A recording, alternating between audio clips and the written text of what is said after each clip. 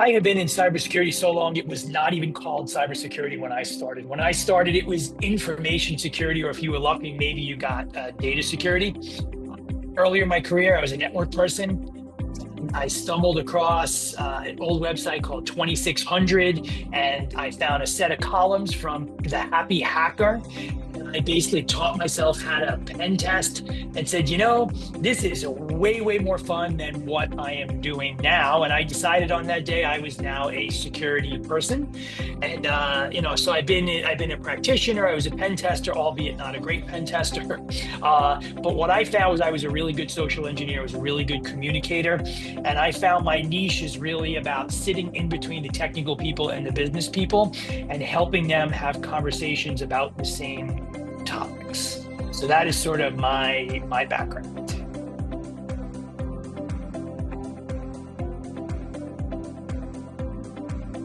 I have been in security for 30 plus years at this point now, and I can say without a moment's hesitation, third-party risk management is probably the hardest problem we have ever had to solve. There are too many people involved.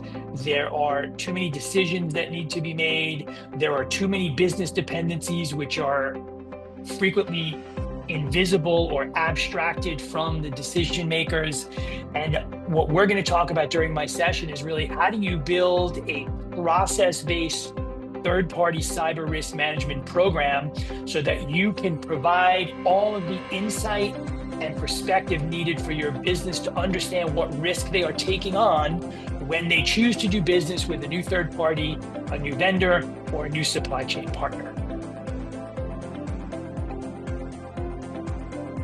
This is probably one of my favorite questions, and my answer is never what people are going to expect. In my not so humble opinion, the biggest challenge is in communication.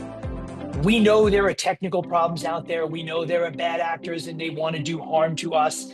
But cybersecurity executives, leaders, managers, et cetera, across the board have not done a great job of compartmentalizing that and contextualizing that within the business environment.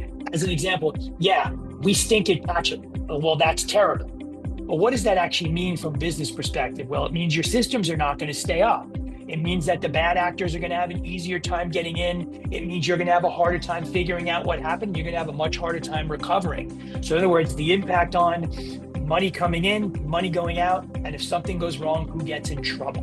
And that to me is the biggest challenge and the biggest gap facing cybersecurity professionals today.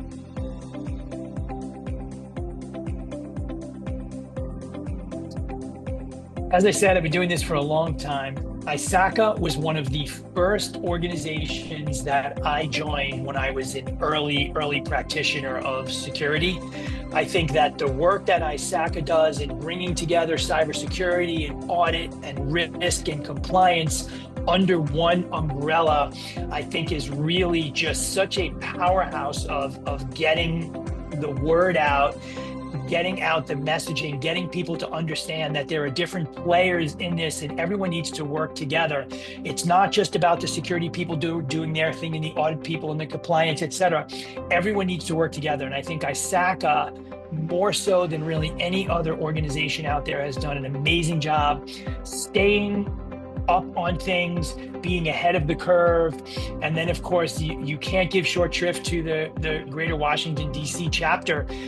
From what I understand, it is one of the oldest. I believe it's 50 years old now. It is one of the biggest. It sits one of the sort of three hubs for tech in the country, right? You got Washington, DC, New York, and San Francisco.